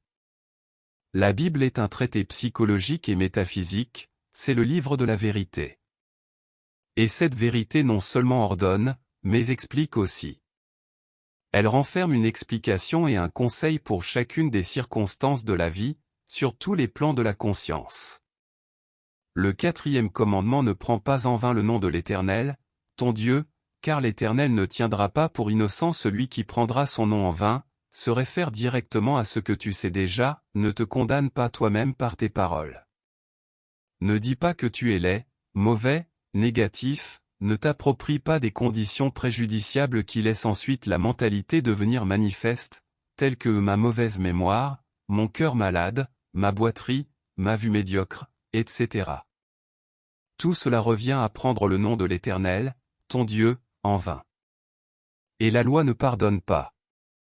L'Éternel ne tiendra pas pour innocent celui qui prendra son nom en vain. En utilisant le nom du moi, tu auras donné une commande que le subconscient fera de son mieux pour exécuter dans toutes tes circonstances jusqu'à la 3e et la 4e génération. Chapitre 12, tu ne commettras pas d'adultère. En principe, ce mot n'a pas été employé ni écrit par Moïse. Ce qu'il a dit était, tu ne commettras pas d'adultère. Et c'était le premier adultère commis lors de la transcription des 10 commandements, celui d'altérer arbitrairement la vérité. Moïse, étant un visionnaire, un sage et un expert dans la connaissance des principes hermétiques, il était totalement impossible qu'il instruise en essayant de tromper le principe de génération. Le mot fornication constitue une offense et une insulte à l'intelligence humaine. Il a été placé là où il l'a été par des scribes sous l'ordre d'autorités ecclésiastiques ignorantes. La même substitution a été grossièrement faite dans les écritures de l'apôtre et évangéliste Matthieu, chapitre 19, versets 4 à 12. Mais nous aborderons cela plus tard. Pour tout connaisseur des principes, les substitutions bibliques sautent aux yeux. Tout comme tous les principes, le principe de génération fonctionne automatiquement sur tous les plans, et agit de manière appropriée à chaque plan. Dans le règne atomique, un atome se joint à un autre pour donner naissance à un élément par la loi de l'attraction, de la cohésion et de l'adhésion. Ces 3 conditions sont naturelles du principe de génération. En d'autres termes, elles font partie intégrante du principe. Rien n'aurait été créé, rien ne serait produit, rien ne naîtrait, et rien n'évoluerait s'il était possible de détruire le principe électronique du magnétisme, c'est-à-dire l'attraction entre le positif et le négatif. L'adhésion et la cohésion naissent après l'attraction. L'adhésion est l'autodétermination de l'atome, autrement dit, le libre arbitre, pour accepter ou rejeter l'union avec un autre atome, qu'il soit de son type ou non. La question est la faculté de se coller l'un à l'autre avec une telle force. Il n'est pas nécessaire de vous rappeler ce qui se passe lorsque les particules d'un atome sont séparées, la bombe atomique. Je suppose que vous avez vu dans ce que vous venez de lire la similitude avec ce qui se passe entre nous, les êtres humains. Cette similitude vous éclaire parfaitement sur le principe de correspondance, car comme en haut, ainsi en bas, ainsi en haut. En étudiant la monade, on atteint l'ange, comme le dit le Kybalion. Les principes agissent automatiquement au-dessus de tout et malgré tout ce que nous pouvons faire contre eux. Si les atomes étaient des êtres humains ou s'ils parlaient avec nos mots, ils appelleraient ce processus d'attraction, d'adhésion et de cohésion adultère. Il en va de même dans les règnes botaniques et zoologiques, où une abeille transfère le pollen d'une fleur à une autre, créant ainsi une nouvelle espèce.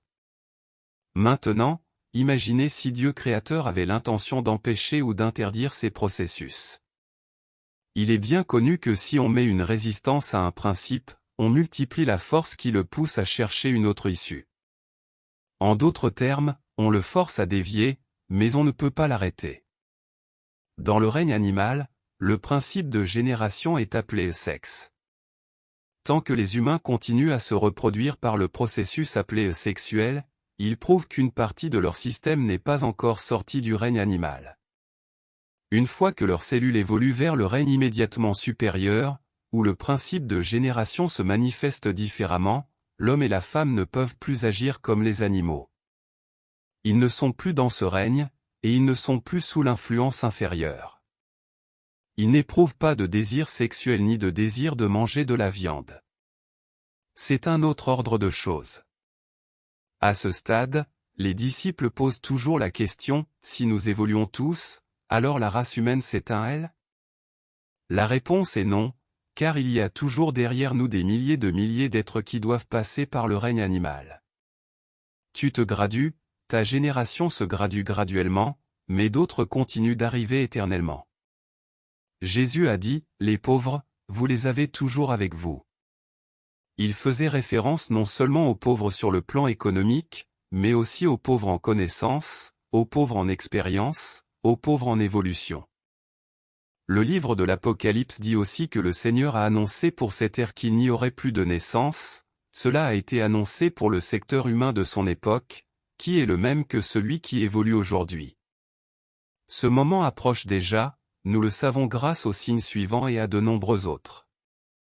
L'heure la plus sombre précède l'aube, le mourant s'améliore juste avant de mourir, le malade se détériore juste avant de guérir, la population de la Terre augmente partout de manière extraordinaire et bientôt commencera à décliner. Une des réponses de Jésus à ses disciples concernant la fin du monde ancien et l'avènement du nouveau monde a été lorsque le voile de la honte tombera. Cela signifie que lorsque la vérité sera universellement reconnue, la vérité des principes que nous apprenons, en particulier la vérité qu'ils ont tenté de falsifier avec ce faux commandement « Tu ne commettras pas d'adultère ». En attirant l'attention humaine et en imposant une interdiction ou une résistance en même temps, ils ont contrecarré leur objectif, comme nous l'avons exposé précédemment.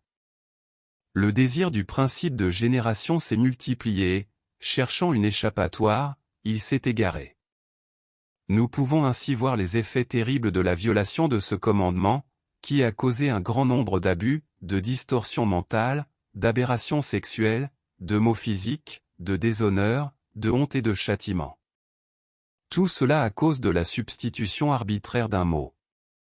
Nous avons tous vu ces petits arbres japonais nains tordus et déformés à un degré incroyable.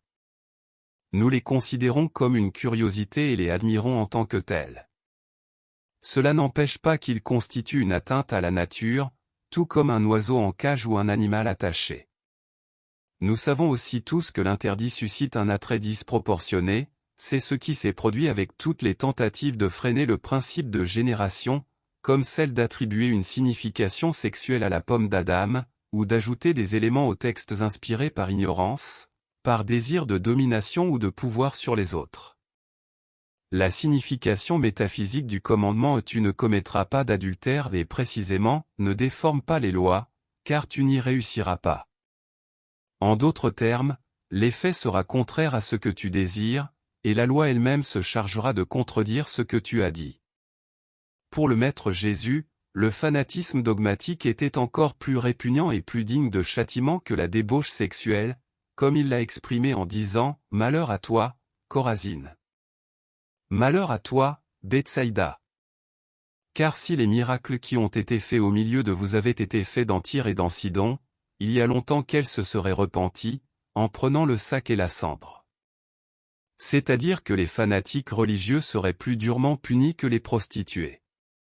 Revenant à la référence que j'ai faite au début de ce chapitre, Évangile selon Matthieu, chapitre 19, versets 4 à 12, je vais le copier en entier.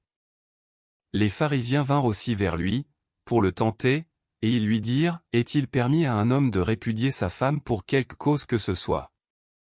Il répondit, « N'avez-vous pas lu que celui qui les a créés dès le commencement les fit mâles et femelles, et qu'il dit, c'est pourquoi l'homme quittera son père et sa mère, et s'attachera à sa femme, et les deux deviendront une seule chair? Ainsi ils ne sont plus deux, mais une seule chair. Que l'homme donc ne sépare pas ce que Dieu a joint. » Ils lui dirent, « Pourquoi donc Moïse a-t-il prescrit de donner un acte de divorce et de répudier ?» Il leur répondit, « C'est à cause de la dureté de votre cœur que Moïse vous a permis de répudier vos femmes, au commencement, il n'en était pas ainsi. Mais je vous dis que celui qui répudie sa femme, sauf pour infidélité, et qui en épouse une autre, commet un adultère. » Les disciples lui dirent, « Si telle est la condition de l'homme à l'égard de sa femme, il n'est pas avantageux de se marier. » Alors il leur dit, « Tout le monde ne peut pas accepter cela, mais seulement ceux à qui cela a été donné. Car il y en a qui sont nés ainsi du ventre de leur mère, il y en a qui ont été faits eunuques par les hommes, et il y en a qui se sont faits eunuques eux-mêmes à cause du royaume des cieux. Que celui qui peut comprendre cela le comprenne. » Si vous êtes capable de comprendre, vous aurez vu exposer le principe de la génération jusqu'au moment où Moïse a été mentionné. L'explication originale était sans aucun doute plus longue et détaillée, car les disciples ont compris et ont commenté en disant, « Si telle est la condition de l'homme avec sa femme, il n'est pas nécessaire de se marier. » En d'autres termes, il n'est pas nécessaire de se marier si dès le départ, ils ont été faits un, c'est-à-dire que lorsque le pôle positif et négatif se rejoignent, personne ne peut les séparer. Chaque cellule qui émerge du sein de Dieu est à moitié positive et à moitié négative, c'est-à-dire que dans le langage des humains et sur le plan humain, la cellule primitive ou l'atome d'origine est féminin et masculin.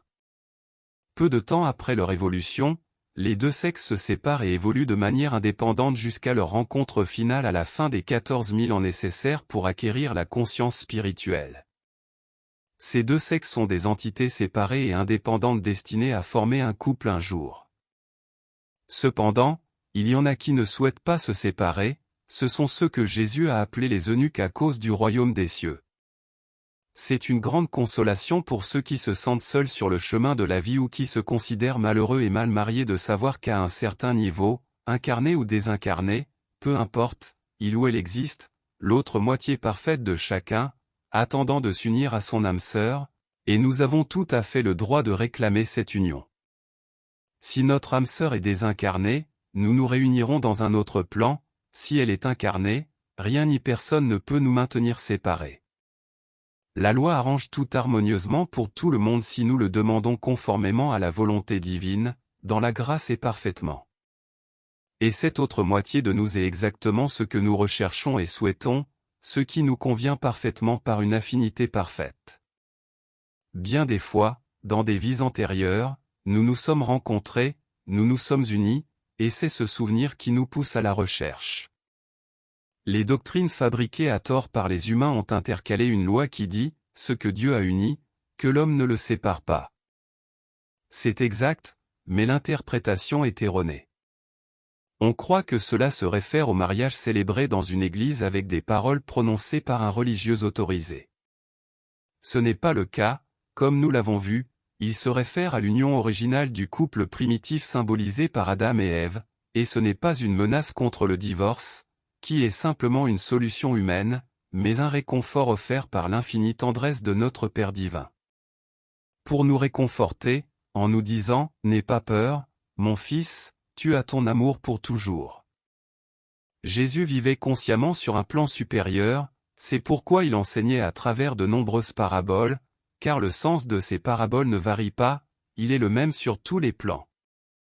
Le sens d'une parabole n'est jamais soumis aux mots à la mode ou en usage. La référence aux eunuques est presque une parabole, elle peut être interprétée dans un sens humain si on le souhaite, dans un sens scientifique, elle fait référence aux neutrons qui n'ont pas de charge positive ou négative. Métaphysiquement, ceux qui se font eunuques pour le royaume des cieux sont les êtres humains qui, comme vous tous, aspirent à s'élever, à apprendre et à étudier ce qui concerne les plans supérieurs. Mais comme l'a dit le Maître, que celui qui peut comprendre cela le comprenne. Observez que les grands maîtres évitent de donner trop de détails quand ils parlent de ce commandement. Ils agissent comme Jésus l'a fait, disant quelque chose de critique, et que ceux qui peuvent comprendre le comprennent, car l'esprit de cette cinquième race racine à laquelle nous appartenons est en évolution entre deux plans, elle a en grande partie une nature animale, et l'animal ne raisonne pas et ne sait pas se maîtriser. Si on lui donne le feu vert, il déborde, et si on lui montre le feu rouge, il se détruit lui-même. C'est un point d'équilibre très difficile à maintenir. Remercions le Père d'avoir déjà un pied levé pour monter à l'étage suivant, et souvenons-nous de l'épisode de Jésus lorsque des hommes ont présenté une femme qui avait été surprise en flagrant délit d'adultère, et que, conformément aux lois d'Israël, elle devait être lapidée à mort. Le Maître n'a pas prononcé un mot. Il s'est mis à jouer avec son doigt dans la terre à ses pieds, et les hommes qui l'avaient amené se sont retirés un par un. Quand ils sont restés seuls, Jésus a demandé à la femme, « Femme, où sont-ils, tes accusateurs ?» Elle a répondu, « Je ne sais pas, Seigneur. » Alors Jésus a dit, « Moi non plus, je ne t'accuse pas, va en paix. » Merci beaucoup de nous avoir rendu visite.